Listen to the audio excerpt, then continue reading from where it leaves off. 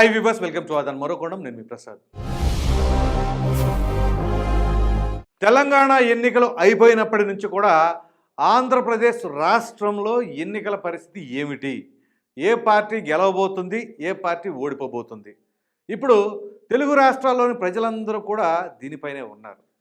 So ఇప్పుడు ఈ survey ప్రకారం ఆంధ్రప్రదేశ్లో 2024లో జరిగే సార్వత్రిక ఎన్నికలలో ఎవరు గెలవబోతున్నారు అంటే ఈ వీడియోని మీరు పూర్తిగా చూడవలసిందే.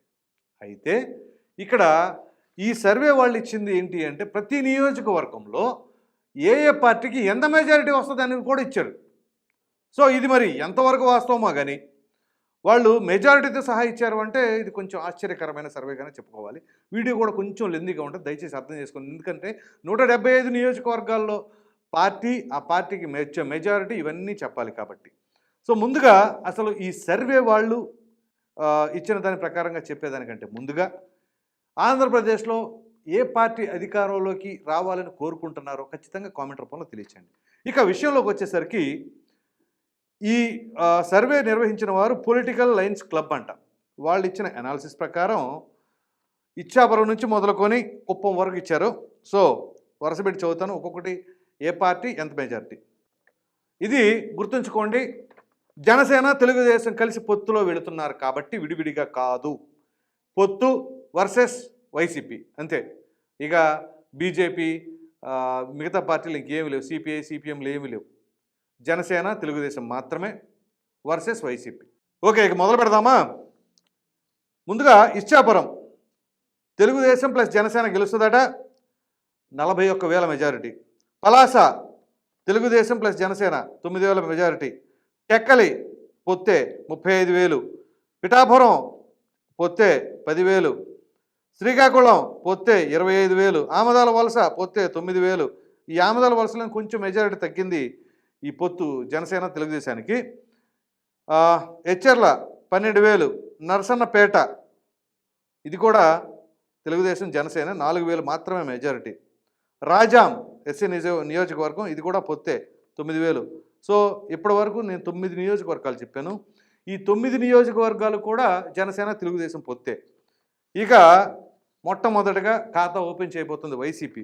అది ఎక్కడ అంటే Palakonda ST reserved. So ST reserved నియోజకవర్గం, అది కూడా ఎంత మెజారిటీ అంటే కేవలం 500 మాత్రమే. ఇక దాని తర్వాత కురుపాంలో కూడా వైసీపీ గెలవబోతుందట. ఇక్కడ 9,000 మెజారిటీతో గెలవబోతుందట.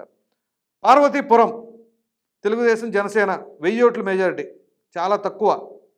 సాలూరు తెలుగుదేశం జనసేన 2,000. బొబ్బిలి తెలుగుదేశం జనసేన 19,000.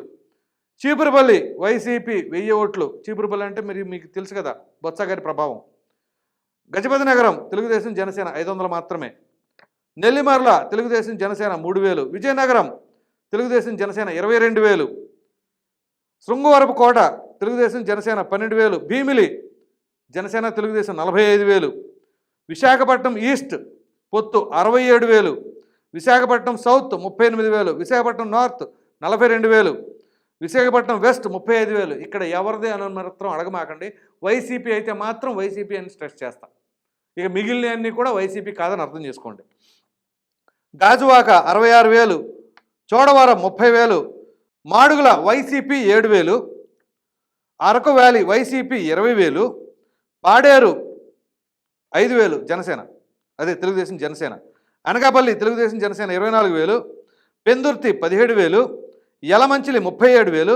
పాయకరావుపేట వైసీపీ 10,000. నర్సీపట్నం 5,000 టీడీపీ జనసేన.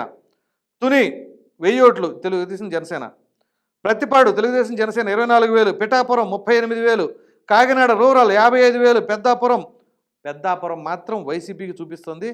ఇది కొంచెం ఆలోచించాలి, అది కూడా 5,000. ఎందుకంటే పెద్దాపురంలో గత ఎన్నికలలో వైసీపీ గెలవలేదు. అక్కడ ఇదే మాజీ హోమ్ మినిస్టర్ అయినటువంటి నిమ్మకాయల చినరాజప్ప అంత స్వింగ్లో కూడా తెలుగుదేశం పార్టీ అక్కడ గెలుపొంది. మరి అక్కడ వైసీపీ 5,000తో ఎట్లా గెలుస్తుందో ఓకే సరే. ఇక Anaparthi YCP 12,000.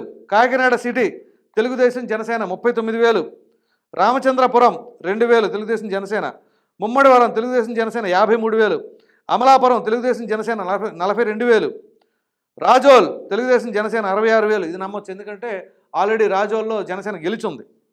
So Gannavaram Telugudesam Janasena 34,000, Kothapeta Telugudesam Janasena 59,000, Mandapeta Telugudesam Janasena 71,000, Rajanagaram Telugudesam Janasena 12,000, Rajahmundry city Telugudesam Janasena 75,000, Rajahmundry rural 78,000, Jaggampeta 11,000, Rampachodavaram YCP 5,000, Kovvur Telugudesam Janasena 2,000, Nidadavolu Telugu Desam Janasena 24,000, Achanta Telugu Desam Janasena 13,000, Palakollu Telugu Desam Janasena 71,000, Narasapuram Telugu Desam Janasena 39,000, Bhimavaram మాత్రం మెజారిటీ తగ్గుతుంది. ఇక్కడ తెలుగుదేశం జనసేన 3,000 మాత్రమే వచ్చింది.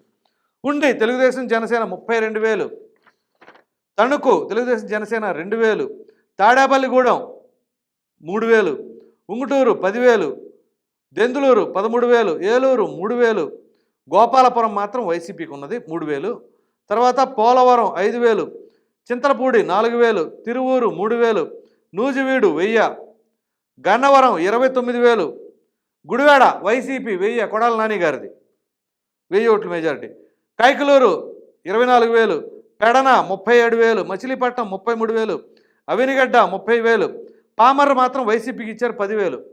కొంచెం ఇవన్నీ దగ్గరగానే ఉన్నట్టుండే, ఎందుకంటే చెప్తాను మీకు. అది Penamaluru 15,000, Vijayawada west 33,000, Vijayawada central 19,000, Vijayawada east 70,000, Mylavaram 27,000, Nandigama 12,000, Jaggaiahpeta 20,000, Pedakurapadu 20,000, Tadikonda 19,000, Mangalagiri 24,000, Ponnur 2,000, Vemuru 26,000, Repalle 48,000, Tenali 40,000, Bapatla 9,000, Prathipadu 47,000, Guntur west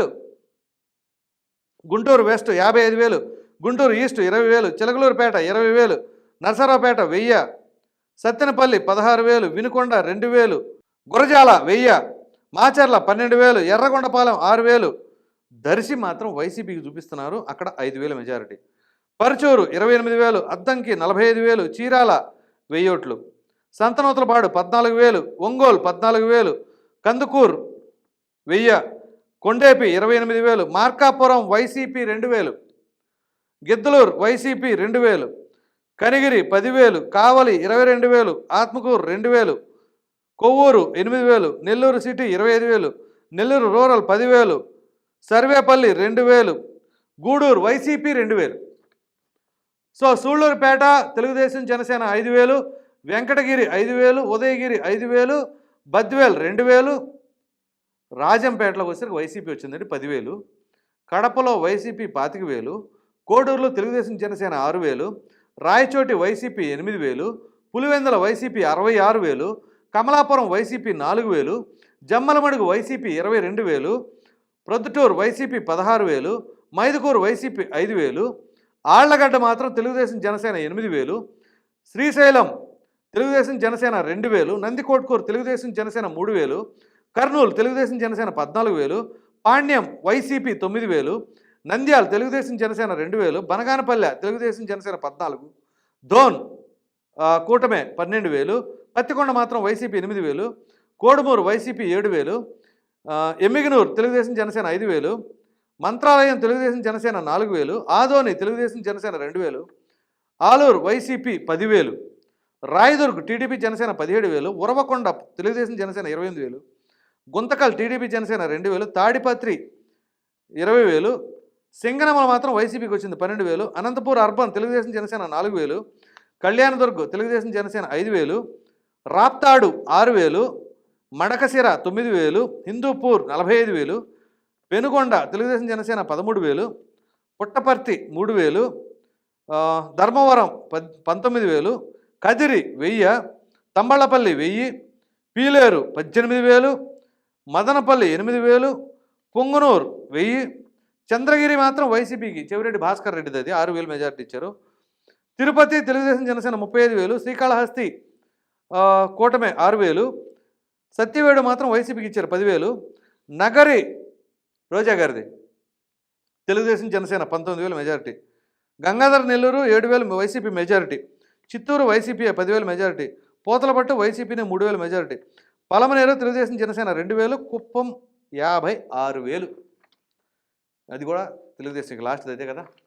ఇది ఈ 75 నియోజకవర్గాల్లో ఏ పార్టీకి లేదా ఏ కూటమికి ఎన్ని వేల మెజారిటీ వస్తుంది అని చెప్పేసి ఈ యొక్క పొలిటికల్ లైన్స్ క్లబ్ వాళ్ళు ఇచ్చిన సర్వే రిపోర్టు. సో ఇక్కడ మనం మాట్లాడుకోవాల్సి వస్తే ఏంటి అంటే ఇవి కొంచెం జిల్లాల వారీగా మనం కొంత పరిశీలించినట్లయితే కొంచెం వాస్తవానికి దగ్గరగానే అనిపిస్తుంది. ఎందుకంటే తెనాలి కావచ్చు, అదే కృష్ణా జిల్లాలో విజయవాడ ఈస్టు సెంట్రల్, అదేవిధంగా పామర్రు, మచిలీపట్నం, పెడన వీటిని చూస్తే ఆ ఓటింగ్ శాతం ఎలా ఉంటుంది సామాజిక వర్గాల పరంగా, మరి జనసేన తెలుగుదేశం కలిస్తే ఏ విధంగా మారబోతుంది, అదేవిధంగా ఉమ్మడి ఉభయ గోదావరి జిల్లాలో కావచ్చు, విశాఖ ఉత్తరాంధ్రలో కావచ్చు. సో ఇక తర్వాత మనం కింద కనుక చూసినట్లయితే ఈ రాయలసీమలో కూడా వైసీపీకి ప్రభావం ఎక్కువ ఉంటుంది. ఆ విధంగానే వైసీపీకి ప్రభావం ఉన్న చోట వైసీపీకి వచ్చినట్లుగా సీట్లు చూపించారు. సో మొత్తం మీద ఇక్కడ మనకి అర్థం చేసుకోవాల్సింది ఏంటి అంటే ఇది 100కు 100% వాస్తవం అని ఎవరు చెప్పట్ల, కానీ గెలిచే అవకాశాలు ఉన్నాయని చెప్పేసి వాళ్ళు ఇచ్చిన దాని ప్రకారం మనం అర్థం చేసుకోవాలి. సో ఇక్కడ పామరు నియోజకవర్గం కృష్ణా జిల్లాలో కనుక తీసుకున్నట్లయితే వైసీపీకి మంచి పట్టున్న నియోజకవర్గం అది. ఏ పార్టీ గాలి ఉన్నా, ఏ పార్టీ అధికారంలో ఉన్నా కానీ అక్కడ వైసీపీ గెలుపొంది, గతంలో కాంగ్రెస్ గెలుపొందింది. సో అక్కడ మంచి పట్టు అయితే ఉంది వైసీపీకి, కొంచెం అది ఎస్సీ రిజర్వ్ నియోజకవర్గం. సో ఈ నేపథ్యంలో అక్కడ కొంచెం బలం ఎక్కువ ఉంది. సో అదేవిధంగా ఇక్కడ వాళ్ళు 10,000 మెజారిటీ చూపించారు. సో అట్లా ఇక్కడ చూసినట్లయితే మనం ఈ సర్వేని బట్టి కొంతవరకు దగ్గరగా ఉన్నాయని కూడా అనుకోవడానికి అవకాశం ఉంది. అయితే ఇప్పుడు ఈ మొత్తం 175 నియోజకవర్గాల్లో వీళ్ళ సర్వేని బట్టి మనం అర్థం చేసుకోవాల్సింది ఏంటి అంటే 175 కాను జనసేన తెలుగుదేశానికి 141 స్థానాలు గెలవడానికి అవకాశం ఉంది. వైసీపీకి కేవలం 34 స్థానాలు మాత్రమే వస్తున్నాయి. అయితే ఇందులో కొన్ని స్వల్ప మెజారిటీ 500, 1000 లోపు ఉన్నాయి. ఒక 20 దాకా ఆ పార్టీ వాళ్ళకి ఈ పార్టీ వాళ్ళకి ఉన్నాయి. సరే, ఇప్పుడు ఏదైతే ఈ ఫిగర్ ఉందో 34, దీనికి ఒక 20 ప్లస్ చేసుకున్నా 54 అవుతాయి. ఒకవేళ మైనస్ అయితే ఒక 5-6 మైనస్ అవుతాయి. అప్పుడు 30 కంటే తక్కువే ఉంటాయి, అట్లా వస్తుంది. సో ఇప్పుడు ఈ 141కి ఒక 20 మైనస్ వేసుకున్న 121 అవుతుంది. ఒకవేళ ఒక 5 ప్లస్ చేసుకుంటే 147, లేదా 10 ప్లస్ చేసుకుంటే 151. అంటే మన ఇష్టం వచ్చినట్టు వేసుకోవడం అని కాదు, కానీ వాళ్ళు ఇచ్చిన ఫిగర్కి ఆ మార్జిన్కి దగ్గరగా ఉన్నదాన్ని బట్టి కొంచెం అటు ఇటుగా వేసుకున్నా సరే ఇక్కడ జనసేన తెలుగుదేశం కూటమికి వచ్చిన ఇబ్బంది ఏమీ లేదు అన్నట్లుగా ఈ సర్వేని బట్టి మనం అర్థం చేసుకోవాల్సి ఉంది. మరి చూద్దాం ఈ సర్వే తర్వాత ఇంక ఎన్ని సర్వేలు వస్తాయో వాటిల్లో ఏ విధంగా ఉంటుందో. అఫ్కోర్స్ టైమ్స్ నౌ వాళ్ళు ఇస్తారు, వాళ్ళు నెలకు సర్వే రిలీజ్ చేస్తూ ఉంటారు. ఏమనంటారు, ఎంపీలు మాత్రమే చేస్తారు, ఒకటే మాట 24 నుంచి 25 ఎంపీ సీట్లు వైసీపీ గెలుతుందంటారు, 0 నుంచి 1 సీటు తెలుగుదేశం గెలుతుందంటారు. మరి ఎందుకు గెలుతుందో ఏంటో అనేది ఒక వివరణ అయితే ఉండదు. ఇన్ని శాంపిల్స్, ఇన్ని నియోజకవర్గాలు ఈ విధంగా చేసామనేది ఉండదు. సో మొత్తం మీద ఇక్కడ కనుక మనం గమనించినట్లయితే మరి ఈ యొక్క పొలిటికల్ లైన్స్ క్లబ్ అనాలిసిస్ వాళ్ళ ప్రకారంగా ప్రీపోల్ ప్రిడిక్షన్స్ అన్నమాట ఇవన్నీ. దీనిని బట్టి 140 స్థానాల పైమాటే జనసేన తెలుగుదేశందని అని చెప్పేసి వాళ్ళు ఇస్తున్నారు. ఈ వీడియో కనుక మీకు నచ్చినట్లు లైక్ చేయండి, షేర్ చేయండి. అదేవిధంగా ఈ సర్వే ప్రకారంగా వాళ్ళు ఇచ్చిన రిపోర్ట్ను బట్టి చూస్తే జనసేన తెలుగుదేశం కూటమికి 140 స్థానాల పైమాట అన్నదానిపైన మీ విలువైన అభిప్రాయాన్ని కామెంట్ రూపంలో ఖచ్చితంగా తెలియచేయండి. మరిన్ని వీడియోస్ కోసం మన ఆదాన్ ఛానల్ సబ్స్క్రైబ్ చేయడం మాత్రం మర్చిపోకండి. Thank you.